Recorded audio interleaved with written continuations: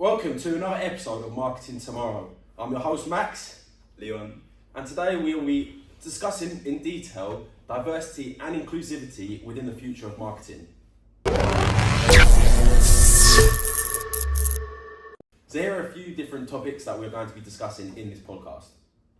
representation in AI, user-generated content, how marketing campaigns manage the risk of alienating their customers, and how important the role of celebrity advocacies in social causes are within marketing.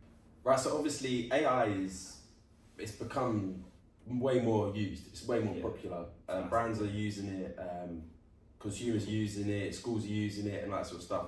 But is it representing everyone? Does everyone feel like AI is representing them fairly?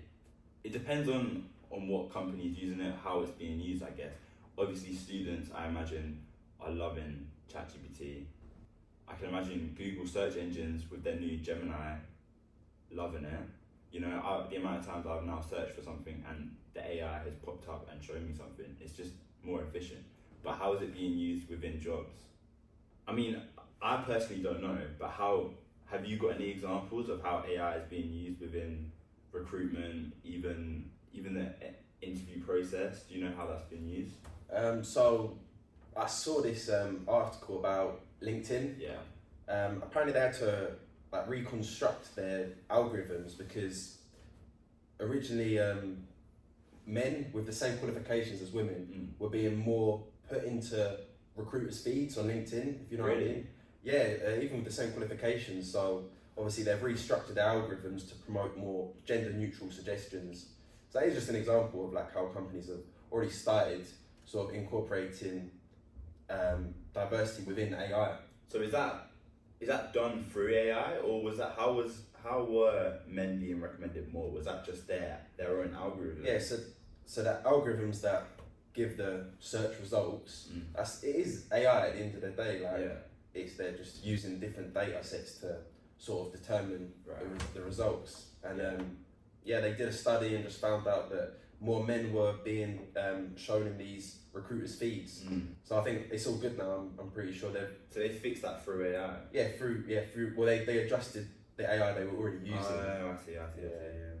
I mean, that's just one example, I guess, of how it's not a bad thing, you know, AI within trying to promote diversity and inclusivity. It's not, even in a recruiter's perspective. I think it's going to become way more essential soon. I mean, as we were just saying before about students using AI, AI is being used it's optimal, so it's efficient. Yeah, it's efficient. So if they can use it in the recruiting stage to make things more fair, then exactly, why wouldn't you? Yeah, why wouldn't they? Especially in today's day when the whole world is becoming more diverse and you know, more people are gaining respect, more people are gaining equality. So having that tool available.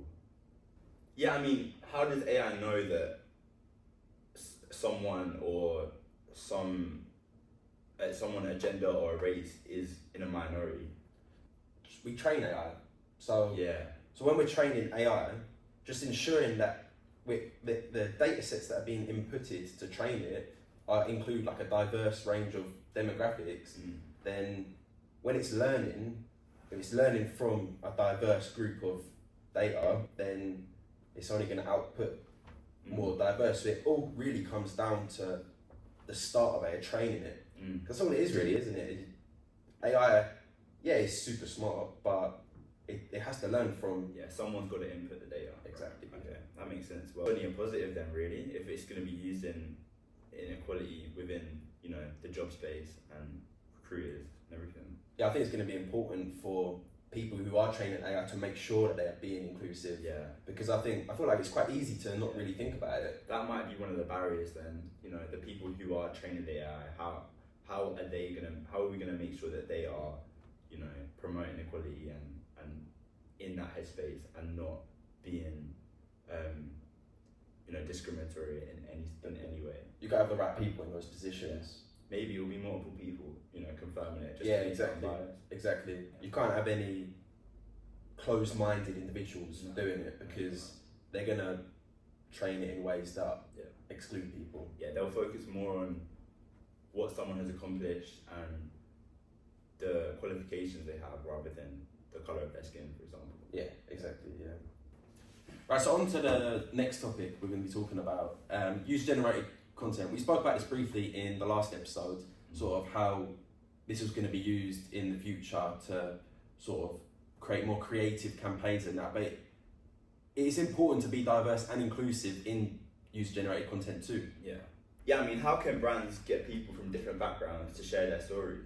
So everyone's on social media, aren't they? Yeah. So surely that'd be the great place to do it. Hashtags are a great way. For example, Disney's Share Your Ears campaign. This was a campaign that they did where they just wanted people to, from any sort of demographic, anywhere in the world, to put on like the Mickey Mouse ears on and share a photo of the face of the ears on and put the hashtag Share Your Ears.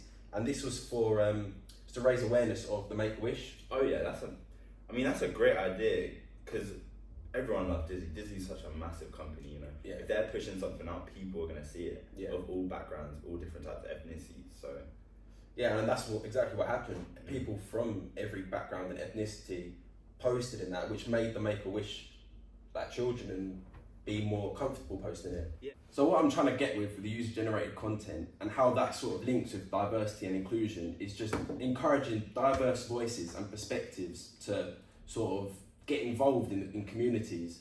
Like, so brands don't just have a single demographic involved with them, so that different ages, different religions, different races, different socio-economic statuses can be involved with brands. Yeah, I mean, and them doing this within their marketing just shows what kind of company they are, you know. A lot of people are going to respect the fact that they're doing that, and it's going to be good for business and good for their look socially. Yeah, exactly. Like we discussed in the last pod about brand authenticity. Yeah, it makes it authentic. Make sure to watch the last pod. That is available on YouTube and Spotify.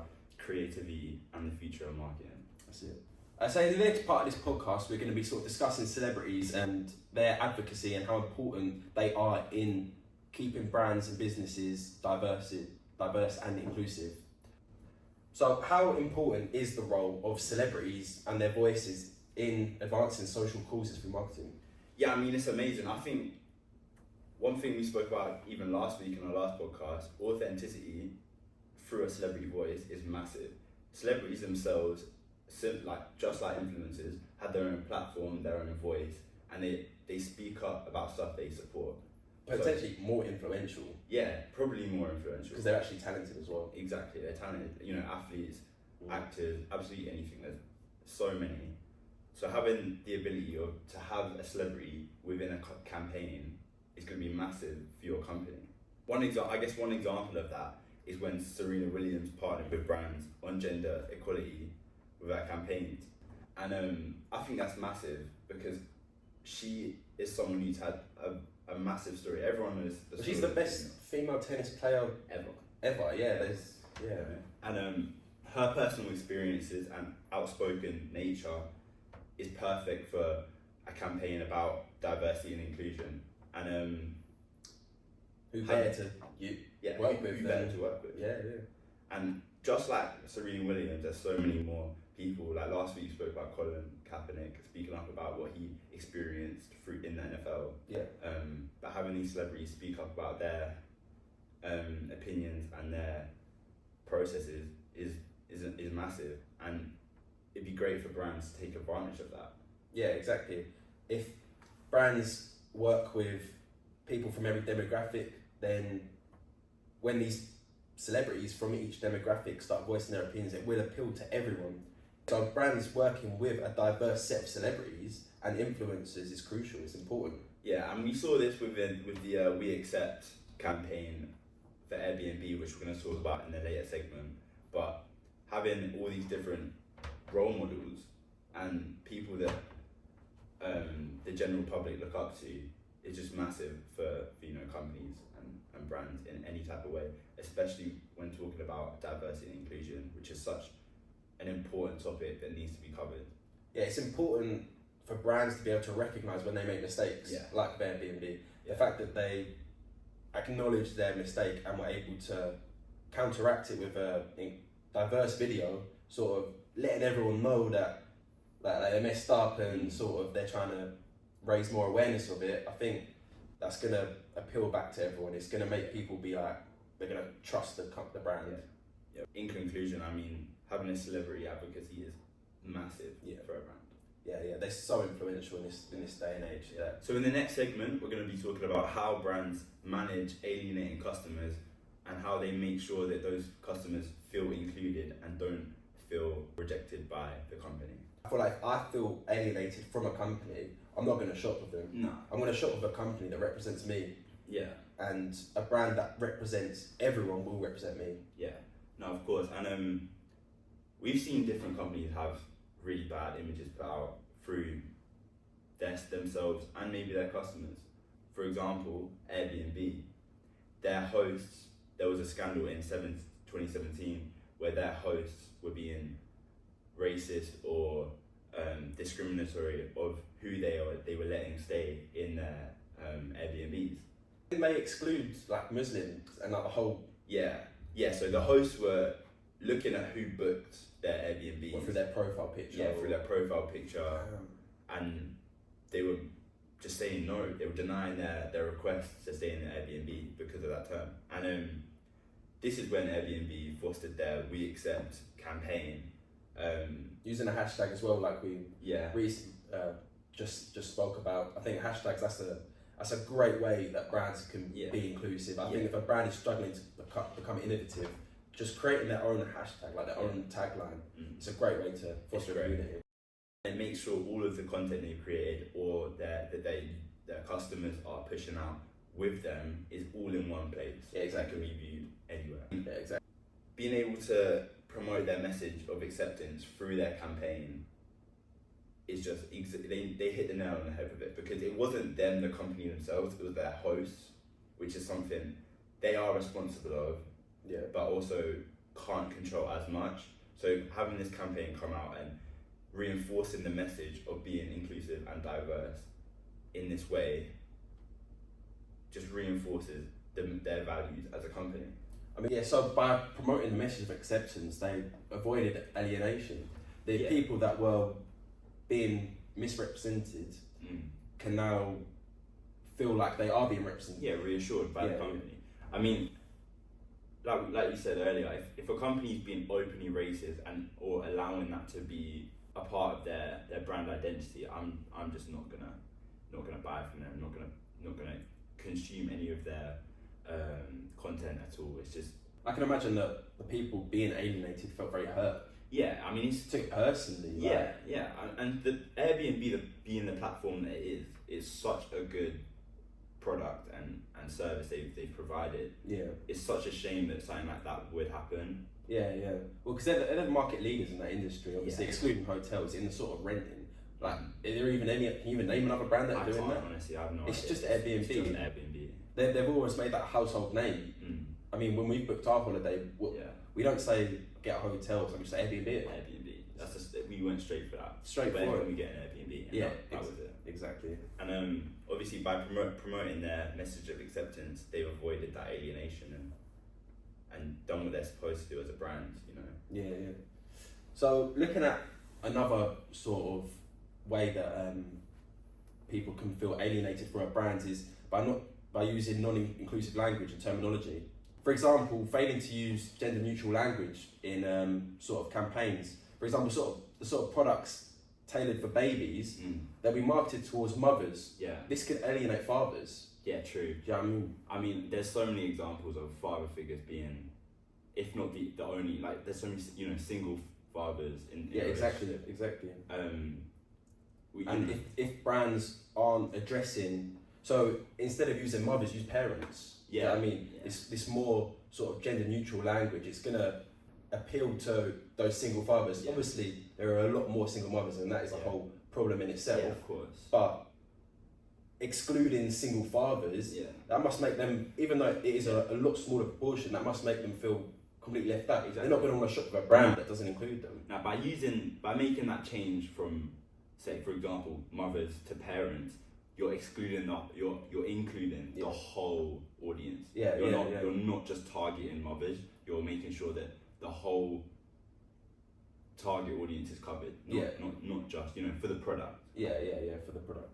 So yeah, following on from sort of single motherhoods and also single fathers, when brands show a family in an advert, for example, if they show a mum, a dad, married with a daughter and a son in the advert, this excludes so many different family structures. Yeah, I mean, they're just using the whole stereotypical happy families, and it's not always that simple. Yeah, it excludes the parents without children. Yeah. Excludes the single parents. Yeah. Even the LGBTQ plus community might be offended by just seeing that mum, dad, daughter, son, married. Do you know what I mean? Exactly. Like I said earlier, it's not always that simple. Everyone has a different story, so not being able to appeal to that whole target audience it's just not, in this day and age. You have to cover every base. Yeah. So how will brands do that? Because obviously they can't.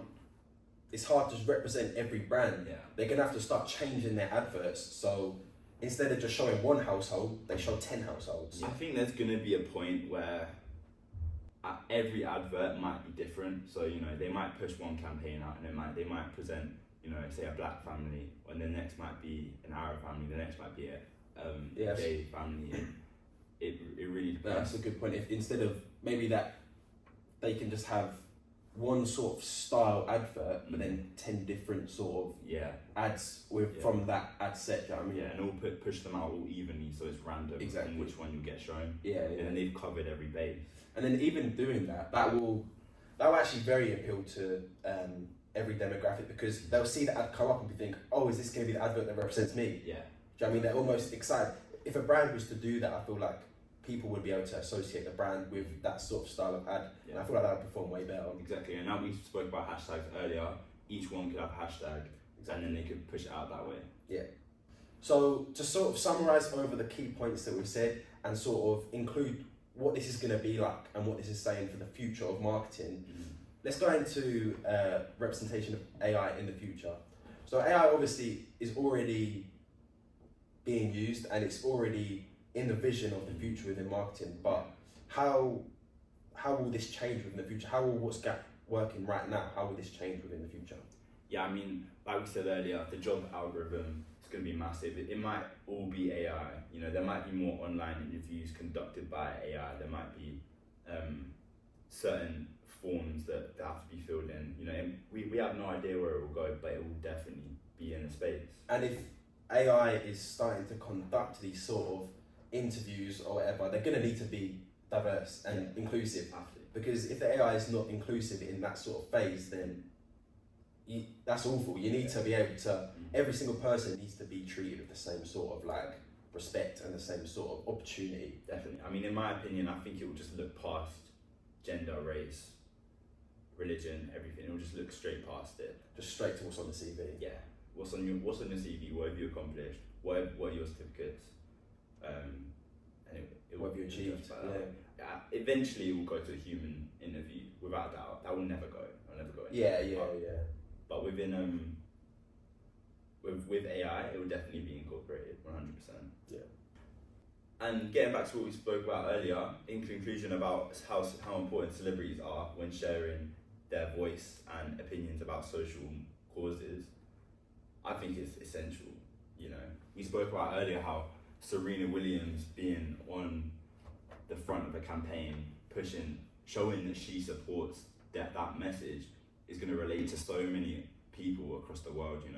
Young black women in general, black people in general, and hopefully everyone. They'll be able to be included with a celebrity. Going forward, the amount of celebrities are getting, the new ones pop up every day, and also with the increase in influencers, there will always be someone that will be able to represent. There's always the space of celebrity endorsements within brands. This is not something that's going anywhere. No. This will always be needed. There will always be athletes that people aspire to be like, I want to be like. So going forward, there will always be celebrities needed within brands for diversity and inclusion. Yeah, definitely. Yeah, speaking on UGC, user-generated content, what the future with this is still aimed towards social media and hashtags, in my opinion. Yeah, overall, UGC will become more important. I think people are going to start to believe what consumers are saying more than what the brands are saying. And if the brand does not have evidence that they have a diverse sort of customer base, then it's going to segregate people away from the brand. Yeah. They need to feel like they're included, and the best way to do that is by just seeing other people included. Yeah, no, definitely. And user-generated content, it could be, from the consumer side, it could be damaging or good for a company depending on what that company's doing. You know, it's only going to become more important. It puts the power with the consumer. Exactly, yeah. How are brands going to manage the risk of alienating customers? We spoke about this earlier, addressing it as soon as it happens, just like Airbnb did. Yeah. Essential. Yeah, so making sure that they're on top of it, having a PR team with them at all times. In this day and age, is a necessity to have a PR team. It's essential. Because it's so easy to slip up now. Yeah. You've got to be inclusive. If you're not inclusive, then people are going to feel alienated, and that is going to damage your reputation. Yeah. I mean, you've got to make sure no one is alienated, because it's only going to reflect bad on your company. So making the changes in the language you use, the message you're pushing out, making sure that if you are running a service like Airbnb, that your hosts are being managed and overlooked. You have to cover every base. You really do. There has to be policies in place that, yes, the employees of Airbnb could be diverse and inclusive, but for business models like Airbnb and like Uber, for example, where a lot of the employees are actually self-employed, there needs to be more of a sort of direction towards where these employees, the self-employed employees, are actually carrying the values of the brand. Of the brand. Yeah, I mean, when I stayed at Airbnb not too long ago, and it was a completely no contact. We had no contact with the person, in person contact. It was all done on the app. Didn't interact with them in person at all. Got the key out of a lockbox. Oh yeah, the lockbox was outside the front door. Yeah, I had a similar sort of thing. That's just a great way of covering, making sure it's avoiding that challenge. Yeah, so if you just delete the middleman, it negates the whole opportunity of the middleman messing up and not representing the brand's values. Exactly, yeah. Right, so I think that's been a pretty good episode. Yeah. I hope that you've taken something away from this one as well. Wraps up diversity and inclusion within the future of marketing. Yeah. It's been Leon. Max. Don't forget to like and subscribe. Obviously, if you're on Spotify, come and check out the YouTube video. Also, I might be coming out on Apple. Yeah? Yeah. Apple Podcasts. Yeah. So I'll keep your ears open for that. Yeah, and obviously check the description for any links that we might have used throughout the podcast. Any information, check it out. And be sure to tune in next time.